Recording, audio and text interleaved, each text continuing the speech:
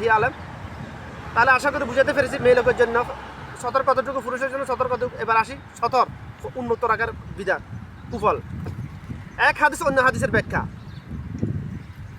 মুখ দোষ সম্বন্ধে কার কতটুকু ইমান আছে, এটা সহি হাদিস দ্বারা প্রমাণিত। মানুষের মুখ দোষ লাগে, চোখের নজর লাগে। আমি নিজে তো ভাই এটার প্রমাণ, আমি নিজে প্রমাণ। আমার রাসূলের হাদিস সহি, হাদিসে হাসান, এটা সকল ওলামা একমত, সকল বিদাতিরও একমত। এখানে শুধু হক্কানে আলেম না, সকল ধর্ম ব্যবসায়ী আলেমরা এখানে একমত যে চোখের নজর লাগে, মুখ দোষ লাগে। আমার আসলে এই হাদিসের উপরে একমত। এবার আসি সতর উন্মুক্ত রাখলে মুখ দোষের সাথে কি সম্পর্ক? সতর উন্মুক্ত রাখা কেন হারাম করেছেন আমার আল্লাহ রাসূল? এই যে মুখ দোষ থেকে বাঁচার জন্য আপনার যদি রানটা যদি একটু মোটা হৃষ্টপুষ্ট হয়, শরীরটা একটু মোটামুটি বলিষ্ঠ হয়, যদি আপনি আপনার বুক দেখাতে পারবেন, কেন এটা সুন্নাহসম্মত নয়? আপনার বুক দেখে একটা মেয়েরা ছেলেদের দিকে যখন তাকায়, তার চেহারার দিকে তাকায় না কখনো। বা প্র্যাকটিক্যাল সায়েন্টিফিক অ্যানালাইসিস করে বলতেছি, প্রমাণ লাগবে। কিন্তু মেয়েরা তো এই কথাটা স্বীকার করবে না। আমি যে ভিডিও ফুটেজ দেখাবো সম্ভব না, মেয়েরা এটা স্বীকার করবে না। কারণ আদম সন্তানের একটা মুনাফিকি চরিত্র হলো নিজের দোষ নিজে স্বীকার করে না।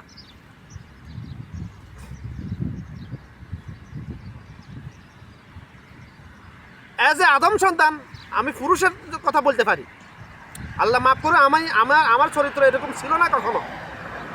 তবে যেহেতু আমি পুরুষ, ন্যাচারালি আমি পুরুষ এরকম হতে পারে এটা আমি বলতে পারবো ইনশাআল্লাহ। আমার তাফিকিল্লাহ বিল্লাহ। নেগেটিভ মাইন্ডে যাবেন না, বলে এই তো এরকম ছিল হয়তো, না না, কসম আল্লাহ, এরকম মনে করবেন না আমাকে নিয়ে।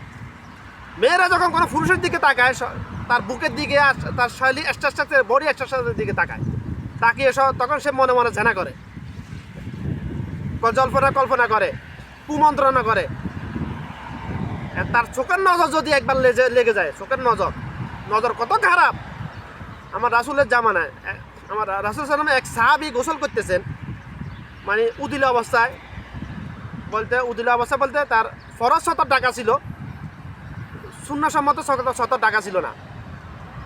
এমন অবস্থায় অন্য সাহাবী দেখে শুধু এক মন্তব্য করেছেন, বেশি কিছু না, শুধু বলেছেন, বাহ, তোমার শরীরটা কোমলমতি, আরবের কোমলমতি মেয়েদের মতো কোমল। শুধু এই কথাটাই বলেছেন, বলে চলে গেছেন এখান থেকে। বাস, ওই সাহাবী যে গোসল করতেছেন সাথে সাথে ঘুরি পড়ে গেছে, জায়গার সাথে সাথে পড়ে গেছে। মানুষের চোখের নজরের রিফ্লেকশন কত দ্রুত দেখেন। এবার মানুষের কুনজর দিয়া মানুষ জাগাত মেরে ফেলতে পারে, জাগাত প্যারালাইসিস করে ফেলতে পারে। এরকম অহরহ শত ঘটনা আছে আমাদের দেশে, পৃথিবীতে শত না, মিলিয়ন ঘটনা আছে আমাদের দেশে, আমাদের সোসাইটিতে। এরকম অনেক ঘটনা ভাই, আমি নিজে তো এটা প্রমাণ।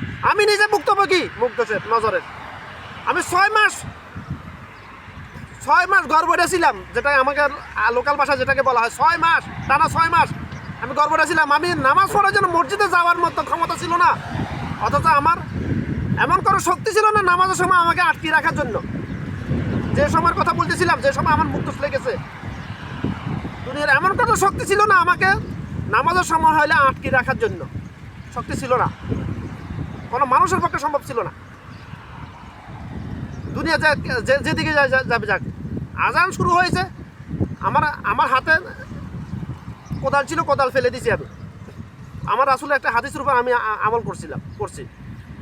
তার বিনিময়ে আমাকে অনেক কিছু হারাইতে হয়েছে। তার জন্য, শুধুমাত্র তার জন্য আমাকে পাগল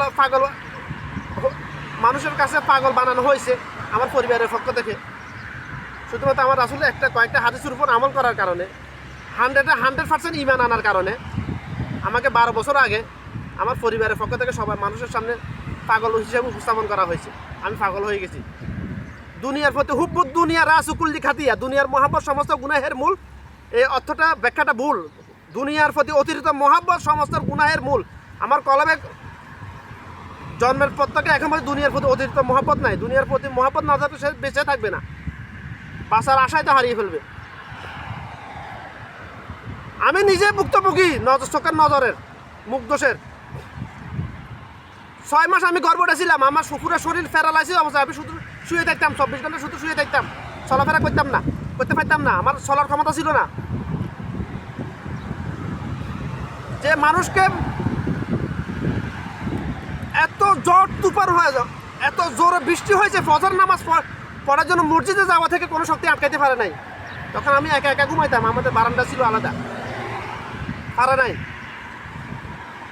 এত যত শীত হোক না কেন, শীতের মধ্যে আমাকে আটকে রাখতে পারে না ফজর নামাজ গিয়ে মসজিদে পড়তে। তাইলে বুঝতে পেরেছেন আমি কোনো অবস্থা আল্লাহ আমাকে নিয়ে গিয়েছিল, আমি যাই নাই। এটার বিনিময়ে আল্লাহ আমাকে আমার পরিবারের পক্ষ থেকে আমাকে মানুষের সামনে পাগল হিসেবে উপস্থাপন করা হয়েছে। অনেক কিছু আমাকে করতে হয়েছে, মানুষের জুলুম অত্যাচার। ওদিকে গেলে বললো মানুষের কুমন্তা করবে, আমাকে নিয়ে সমালোচনা করতে গেলাম না। মূল কথা হলো মুখ দোষ দিয়ে চোখের নজর। আমি নিজে প্রমাণ, আমার রাসূলের হাদিস তো সহিহ। আমি নিজে প্রমাণ। আমি 6 মাস গর্ভবতী ছিলাম। 6 মাস গর্ভবতী পুরুষের একটা নেচার হলো, পুরুষ যত বেশি নড়াচড়া করবে, আলাতুল গুলাম কুল্লু নফর রেজাল্ট জিত হার রক, আলাতুল জিত হার রক মারি দো আজ্ঞব সেন্ট ভুরমা। অর্থাৎ পুরুষ চলাফেরার মধ্যে থাকবে, লড়াচড়ার মধ্যে থাকতে হবে। মেয়ে লোকের মতো যদি বসে থাকে, পুরুষ অসুস্থ হয়ে যাবে। সায়েন্টিফিকলি ভাবে আমি আমার 12 বছরের রিসার্চ থেকে বলতেছি, আমি গত 12 বছর আমি এটার উপর রিসার্চ করে বলতেছি কথাটা। পুরুষ যত বেশি ঘরে থাকবে, তত বেশি অসুস্থ হয়ে যাবে। প্রমাণ কয়টা লাগবে? আর মেয়ে লোক যত বেশি ঘরে থাকবে, তত বেশি সুস্থ থাকবে, তত বেশি আল্লাহর অলি, বড় আল্লাহর অলি হবে। এটা আমার রাসূলের হাদিস। পরেরটা মেয়ে লোকের ব্যাপারটা আমি নিজে প্রমাণ। আমার পুরো শরীরে অঙ্গ প্রত্যঙ্গ প্রতিটা জয়েন্ট মানে অকেজ হয়ে গেছিল, আমি নড়াচড়া করতে পারতাম না। আমি জুমার নামাজে পড়তে গিয়েছিলাম ভাই, আসার সময় আমাকে 4-5 জায়গায় বসতে হয়েছে। শেষ পর্যন্ত না আমার বাড়ির সামনে এসে বসতে হয়েছে, আমাকে বাড়িতে ঢুকতে পারি নাই। আমি এমন অবস্থা হয়ে গেছিল আমার।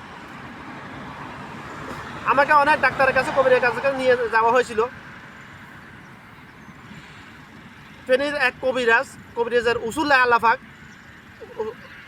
কবিরাজের ক্ষমতা আমাকে কবিরাজের উসুল্লাহ। এবং যেদিন আমাকে আমাদের বাড়ির সবার কাছ থেকে আমার আম্মা পানি ফোঁড়া নিয়ে গোসল করাইছে, আমি সাথে সাথে ভালো হয়ে গেছি। সাথে আল্লাহর কসম, আমাকে আমার আম্মা যেদিন 6 মাস পরে প্রায় যেদিন আমাদের বাড়ির সবার কাছ থেকে পানি ফোঁড়া নিয়ে আমাকে গোসল করাইছে, আমার মাথার উপর ডালার সাথে সাথে আল্লাহর কসম আমি ভালো হয়ে গেছি। তখনই আমার রাসূলের হাদিসের দিকে আমার খেয়াল আসছে। মুখ দোষের ব্যাপারে আমার রাসূল যে হাদিস বলেছেন, ওই যে সাহাবীর ঘটনা, ওটা আমার খেয়াল আসছে তখনই।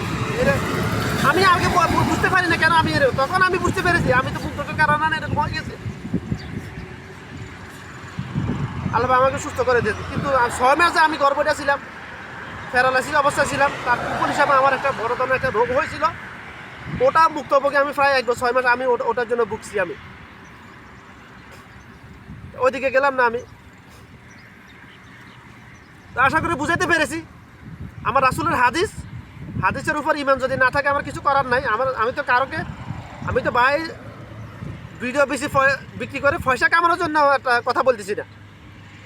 আমি যেটা আমার রাসূলের হাদিস, সহি হাদিস যেটা জানি, প্র্যাকটিক্যালি যেটা জানি, আমি অ্যানালাইসিস করে যেটা আমি বুঝতে পেরেছি, জানি, ওটা আমার দিনই ভাই বোন, ওটা আদম সন্তানের কাছে পৌঁছানোর চেষ্টা করতেছি। এই জন্যই কোনো এক আদম সন্তান যদি আমার কথাগুলো যদি মানে, যদি একটা কথা যদি মানে আমল করে, তাহলে আমি নেকি পাবো। সে যতটুকু নেকি পাবে, আমি তার তত সমপরিমাণ নেকি পাবো। আমার আখিরাতে নেকির দরকার, আমার দুনিয়াতে কিছু দরকার নেই এটার বিনিময়ে। বিসমিল্লাহির রহমানির রহিম। আশা করি বুঝাতে পেরেছি সতর উন্মুক্ত রাখা কেন হারাম, পুরুষের সতর এতটুকু কেন, মেয়েদের সতর এতটুকু কেন, আশা করি বুঝাতে পেরেছি কথাগুলো। আশা করি আপনাদের কলবে ঢুকাতে পেরেছি আমি। তো যদি আপনার কলবে যদি আমার কথাগুলো ঢুকে, আপনি যাকে আল্লাহর জন্য, যাকে বললে একজন হবে, সিঙ্গার ফুলার হবে, 1 বছর হয়ে যাবে, বহু বছর। আপনি যাদেরকে আল্লাহর জন্য ভালোবাসেন, তাদেরকে আপনি পার্সোনালি কথাগুলো শেয়ার করবেন। যদি আপনার ঈমান থাকে কোরআন এবং হাদিসের উপর, আমার কথার উপর না ভাই, আমার কথার উপর না। আমাকে কেউ ফলো করবেন না। আমার কথাগুলো যদি আমার রাসূলের হাদিস মতো সুন্নাহসম্মত হয়, তাহলে আমার কথাগুলো আমল করবেন, আমার কথাগুলো যদি সুন্নাহ বিরোধী হয় ছুটে ফেলে দিবেন, আমাকে বলবেন এটা এটা এটা সুন্নাহ বিরোধী কথা হয়েছে তোমার, বলবেন ইনশাআল্লাহ।